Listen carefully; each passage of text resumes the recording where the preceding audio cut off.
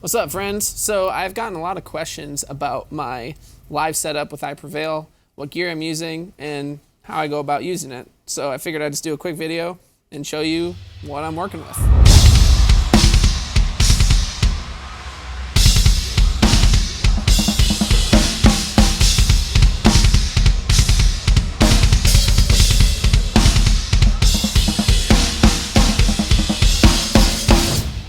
So if we go right up here, we are going to see the setup.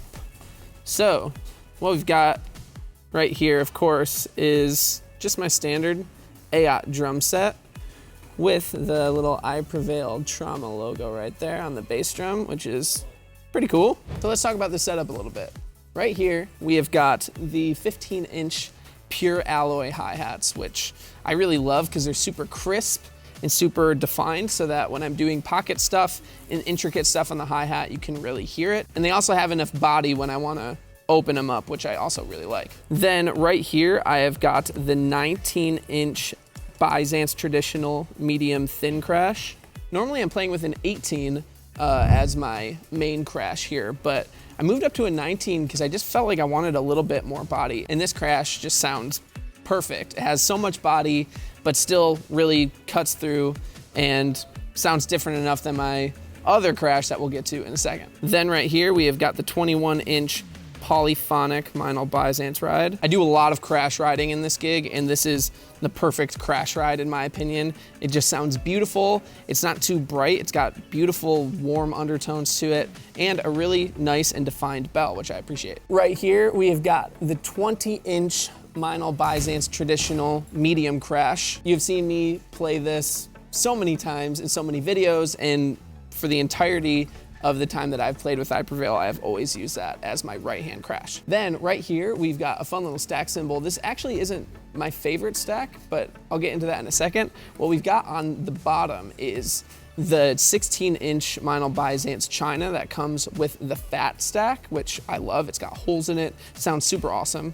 And then up top, we've got, what is this? It's a 12-inch Classics Custom Trash Splash. You know, it sounds really cool, but normally what I do is put a 16-inch meinl Byzance trash crash on top of it, flipped upside down, and I feel like that cuts a little bit more. It's a little dirtier, which I appreciate. Right here, we have got the meinl Byzance traditional 20-inch China, has so much body, and just sounds awesome. Now for my throne, I'm always playing on a rockin' sock. I love how it has a hydraulic lift in it. I'm not sure if I love the bicycle seat, but I'm just used to it at this point, so it works for me. If we check out the feet here, I'm using the Mapex Falcon for my hi-hat pedal and the new Iron Cobra, I believe it is the Power Glide for the kick drum, which honestly sounds really awesome. I guess it doesn't sound like anything. It feels really awesome. I seriously love it. It feels so smooth. Then right here, we have got my I Prevail Vic Firth drumsticks, which I totally love, as well as a Remo P77 on the snare.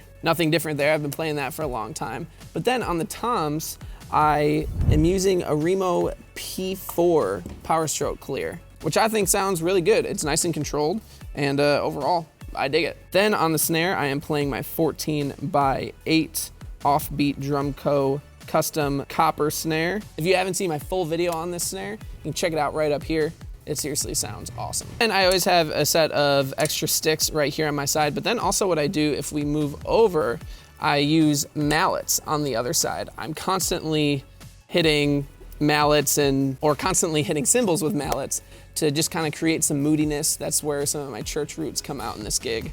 So I really like having sticks on my left side, mallets on my right side, just for easy access. Then I always have my Vic Firth stick bag right here, just in case I need some extra sticks. Also, a new addition is this SPD SX right here. This is where I play all of my samples. So there are certain songs where I'm playing electronic drum beats, so I'm gonna be playing those on all of these pads here, and I can switch the scenes here where I have different samples for each song. So that's been a really fun new aspect for me in the live show. Then another question that I get all the time is, Gabe, why are you playing with this iPad next to you? Now, let's talk about it. So when we look at this iPad, this is the set list of songs, and there are different colors, and they trigger the click and the tracks for each song. So the ones in green are the ones that trigger the actual song, but the ones in purple are these recurring loops. So if there's time in between songs, I'll hit the purple part, let's say for Scars, right? And it will just do this loop as Brian and Eric address the crowd.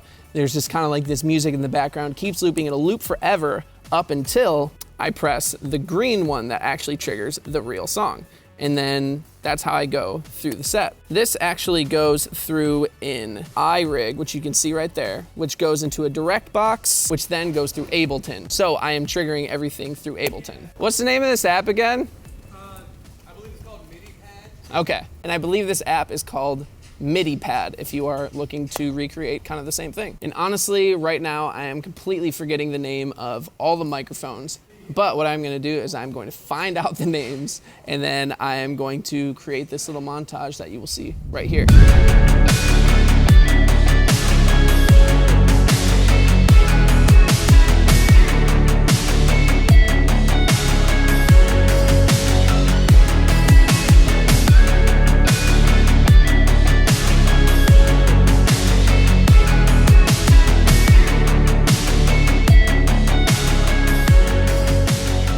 So that is my setup with I Prevail when I play live every single night on tour. It looks like this right here. I love it. If you guys have any questions about it or want me to clarify things or go into things deeper, feel free to let me know in the comment section below. Thank you so much for watching this video, and I will see you in other ones. Bye.